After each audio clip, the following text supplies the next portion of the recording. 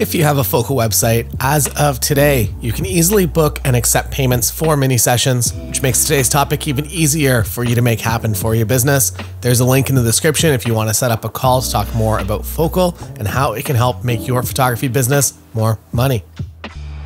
We're on our way into the studio right now. I just need to get finished setting up for my spring seasonal sessions, also known as mini sessions.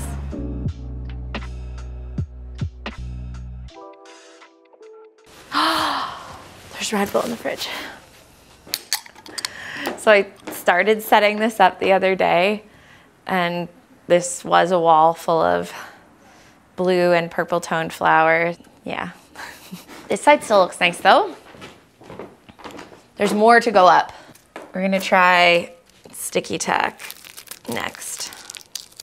So I, like Taylor, I'm primarily a wedding photographer, but then I realized there's so much money being left by ignoring the family market and by not treating it as the profitable moneymaker that it is and that it can be. And I already had all of the skill set from being a wedding photographer. I already had all the tools from being a wedding photographer. When it came to selling full sessions versus mini sessions, I, like probably a lot of you, had this idea in my mind that mini sessions were like the fastest way to kill my business.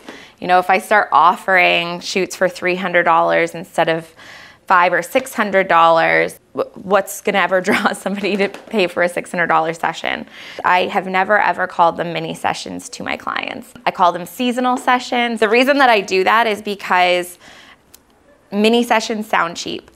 And to a client, when they hear the term mini session, all they think of, if I were the client, is that should cost $75. When I started doing them, I was like, well, I don't want to sound cheap, but I do want to make it clear that these are sessions that I only do at a specific time of year. So like Taylor had mentioned in his previous video about mini sessions, you don't want to be running these things all the time. If you always have a 20-minute session being offered on your website at a discounted rate, it's going to be a much harder sell to tell somebody that they need a full session. And also, it's just not worth your time to pack up all of your gear, get dressed, get ready, get looking nice, and then go out to a location that's specific that your client asked for only 20 minutes. So I only offer specific locations at specific times at my clients' requests for full family sessions. So that's specific to that kind of market. The seasonal sessions, or what you guys will know as mini sessions, are days that we pre-select that I either do in the studio or at a tree farm at Christmas or at a beach, at a local beach, and we pick 1 day, 2 days, 3 days, depending on how many dates you feel like you can book out. And we do 20 minutes back to back, no stopping. When you do the math on that, if you never even sell an additional image on top of that, you're still looking at thousands of dollars a day. So you're essentially, if you're a wedding photographer and you're thinking mini sessions are cheap and there's no way I could possibly make enough money on that, just at the base, you're gonna be making $3,000 to $5,000 if you're pricing them appropriately. Then obviously there's the goal, which is to give your clients enough variety and enough images to choose from that they don't want to pick the 5 or the 10 that you select. When you give them a ton to choose from, make sure that it's not just a ton in, you know, one same spot with different poses. You give them different combinations of family members. You give them, you know, different locations if you can. That's why even within the studio, I'm trying to create different vignettes all within one space. Of course, it's because I think it's more interesting, but it's also because I think it will make it more likely that my clients will want to buy their entire package. Yeah, so I know that Taylor talked about this in his previous video, but having a mailing list is crucial for sessions like these. These are clients that are going to come back to you year after year, season after season, hopefully. A lot of my clients, I see them 3 to 4 times a year for these, which is another thing that I think is really important to keep in mind, that people that purchase a full family session, if it's about $600, whatever it might be in your area, if they purchase one full family session, they're probably gonna do maybe one a year, whereas if they do mini sessions or seasonal sessions. I price them around $350 because it's essentially a half of what their full hour is with me. So $350, I'll get people coming back 4 times a year. So keep them on your mailing list. Entice people to get signed up for your mailing list by offering them first access to time slots and also better pricing. So I offer people a discount code, and it's super simple through Focal. I was just talking about this with Lachlan yesterday. If you are gonna go this route, even if you're just enticing people to subscribe to a mailing list and it's your very first mailing list, that's totally fine. But give them a coupon code that will give them a reason to sign up early. Otherwise, they're just gonna wait for it to land on Facebook or Instagram or whatever. So it doesn't have to be a huge amount. You can build it into the price. So if I wanna make $350 on a session, price it at $375, tell people, give them $25 off if they book, within the first 2 days. It also has to be time sensitive. These things are super important that they're time sensitive because a lot of the time, these will be impulse purchases. These will be, especially a spring session. I feel like holidays are probably a more likely time that people will pre-plan and know that they need to have holiday photos done. But a spring session is kind of like a nice to have, not a need to have. So giving them time sensitive things like a coupon code and letting them know that the first 24 hours are open only to the people signed up for your newsletter. So your newsletter might start out as 100 people, could grow to 300 people. That's 300 people that probably want to buy something from you, so all you have to do is give them a good reason. Think about things in the way that's going to maximize your profits. Don't go overboard. Do rentals, do things that you can reuse, like these flowers I'll be able to reuse. When you're thinking about props and stuff like that, I know it's tempting to compete with other photographers in your area and what they're doing, but you don't know how much money they're making off those shoots. You have no idea how many clients they have come. You have no idea how many days of these sessions that they're doing. So don't compare yourself to other photographers. Do the thing that makes the most sense for you. Make it super profitable. So when it comes to pricing, obviously everybody is different with how they like to charge for these things. So I take the full amount of the package up front. It makes people really commit. Obviously, if you're a newer photographer, that might be a little bit scary because you're like, are people really gonna wanna give me that kind of money up front? But they will.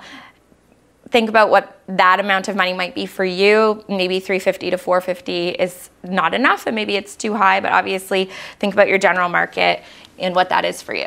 When you put these sessions out, you'll tell people how many images that they're gonna get in a package. So I have done upwards of 20, I've done as small as 5. I find 5 to 10 to be the sweet spot to get people to be invested enough to want to actually book and pay that full session price, but also to purchase their entire gallery later on. If you give them too many, they'll be okay with 20, right? I think 20 is enough that they're like, how many spring photos do I really need? Or how many holiday photos do I really need? Because they are seasonal, right? So keep that in mind when you're thinking about the number of photos that you're going to include in the package. When you put the pricing out, there's a few things that you have to include. So you'll include the location, you'll include sort of an inspiration board, whether it's Canva, Pinterest, whatever, of the general aesthetic of it. And then you're gonna include how much it's going to cost for people to buy additional single images and the entire gallery. And then give them a rough idea of how many images they could anticipate to see in an entire gallery. So I've been at this for a long time. In 20 minutes, I could probably get people, honestly, close to 100 images. They're not all gonna be unique, but they're all gonna be deliverable, good images. I would say of those that are unique images, unique poses and locations, probably 50 to 60. So if I'm gonna be delivering 50 to 60 images, I would say 5 to 10 is gonna be a really good amount to include in the package. They do the math, they're thinking, if I wanna buy another 10, $20 an image is about $200. I charge $200 for the full package. I should probably charge a bit more now at this point, but I charge $200 for all of the photos. And now I'm making pretty close to what I'd be making in a full session for just a 20-minute shoot. It's win-win. A lot of my clients don't want a long shoot. Their kids can't handle it. Their husbands can't handle it. They just don't want to be with me for a full hour to be doing photos. So they get the same huge amount of photos and it's still less than the cost of a full session. For me, I could do 2 of those in 1 hour, and now I'm almost doubling the amount of money that I have made in 1 hour by doing 2 20-minute sessions that are priced at almost the same as the full shoot. So keep in mind how much you want to be making in the end. If your goal is to be selling the full package, keep in mind how many images you're going to be giving people. Be really cognizant of the fact that your clients want these. This is not just a thing that other photographers have done to us.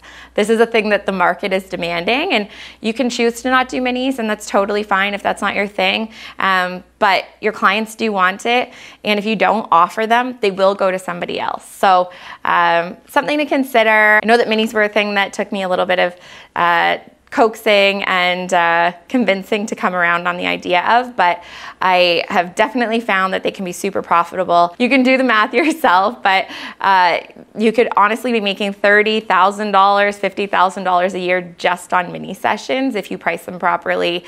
If you're doing unique things that not every photographer in your city is doing, you could be making a ton of money on just a few days a year. So something to consider. And that is all from the studio today.